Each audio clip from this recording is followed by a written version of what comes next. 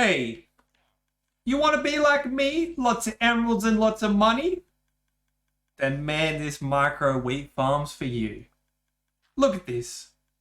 My boy's working away, making me plenty of carrots. You know what carrots means, baby? Ooh! Ooh! Ooh!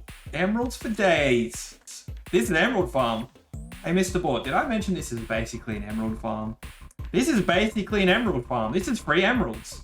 It's free emeralds, boy. It's free emeralds. Hello, welcome back. My name's Ricky Ticky Time. Today, we're going to be doing micro farms. Micro farms, what are they? Micro, small, farm.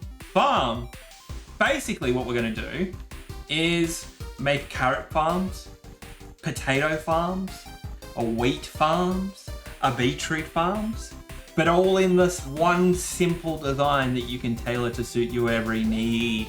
The best farm there is, the best micro farm you've ever seen in your entire life, probably, excluding some other farms you've probably seen. But I'll tell you what, it bloody slaps and cracks, baby. So let's get into the video. I know what you're thinking. I love the last contraption, but surely I won't love this one. Well, guess what? You're wrong. What we've got here is a micro villager-powered crop farm. Now we must look.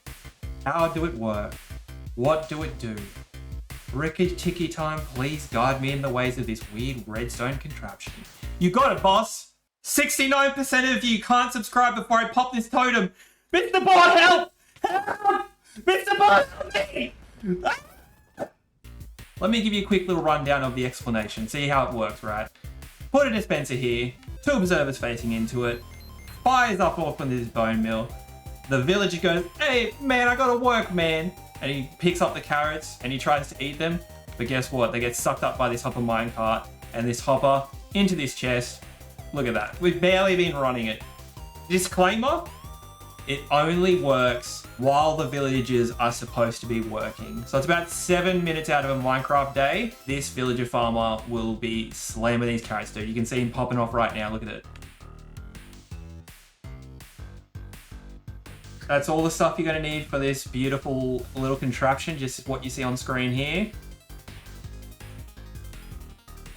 So we're going to put down our chest first. Whip a hopper into that. Rails on top of that. I would recommend putting the rails sideways like this. So that way when you put the hopper minecart on top, break the rail. Some temporary blocks here. Thanks for clearing that weather up, Lord. Put our piece of dirt that we're going to be tilling on top, over the top of the hopper minecart there. We'll put a space. So we've got to put this air gap here. We put the piston in between. We power this top block here, right? And we can break our piston, break that temporary block. All good. So you should have something that looks like this. The next thing we want to do is pop our hopper into the side here. Into the left or the right side, doesn't matter too much. And we want to put a stair facing into the back of the dirt block. So one side should look like this. The other side should look like that. So to hold the water in here, what we want to do is waterlog these stairs, which means when we till this land up the top, it will stay hydrated. So I can put the water there.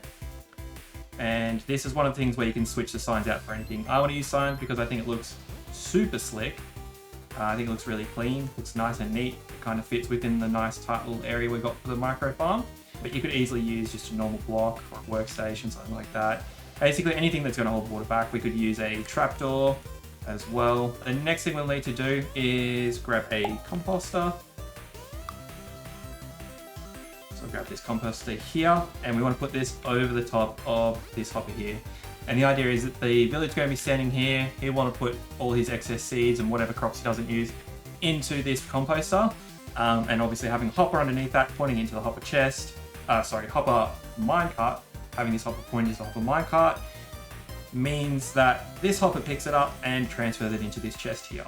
So this is just a nice little way for the farmer to be doing some extra bone meal work for us. The next thing that we will need is the dispenser. So this dispenser here, we want to have it facing towards the cropland here that we're going to be tilling. What we need a hoe for. Okay, so after we place compost in the dispenser, what we want to do is hoe the farmland. Boom. Now we can grow crops into it.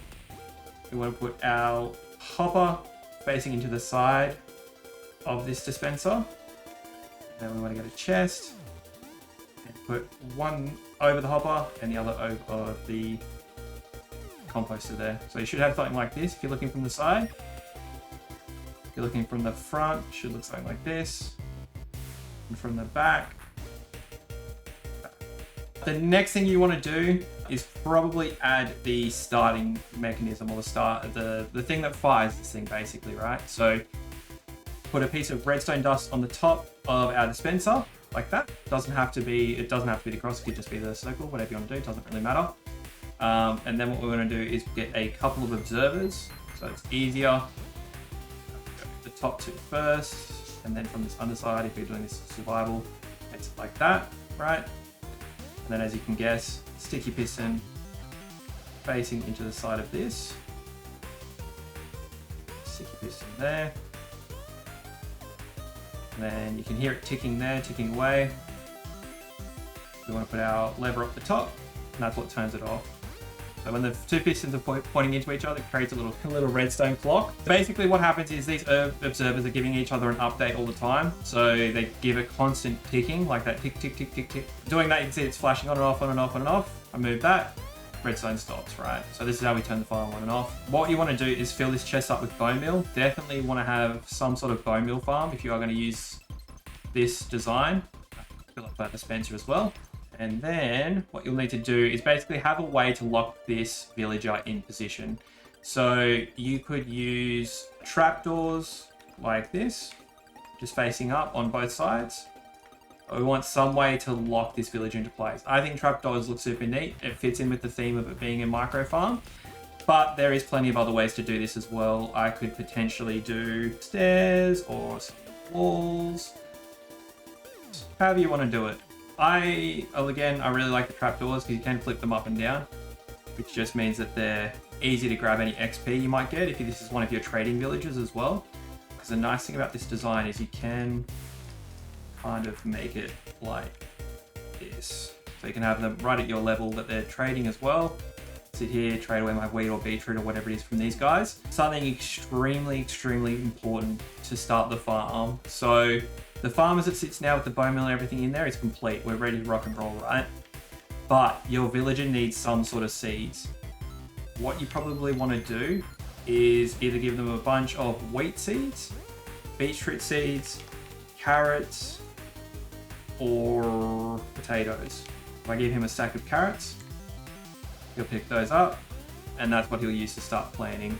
When you use a bone meal dispenser, if there's nothing to dispense, like this one here, it's not using any bone meal. There's no bone meal coming out of the chest, no going out of the hopper, none out of the dispenser. So it only ever uses the bone meal to actually grow the crop, so don't worry about wasting it. So you can see here, we're starting to get some carrots through. Bone meal's not too bad, you know. Potentially, you could have this guy as one of your main trade villages. He could be lowered right down for 1 emerald trade carrots. And obviously, after a day of trading, you're going to end up with around 2.5 stacks of carrots, 3 stacks of carrots a day, 1 Minecraft day. After an hour, you will probably end up with 1,100, 1,200 items, something like that. Yeah, pretty good. This is the basic farm. So like I said, the bare bones of it, super small. It is tileable as well. So something to mention if you do want to tile this sort of design like this, you could just run a hopper chain along like this.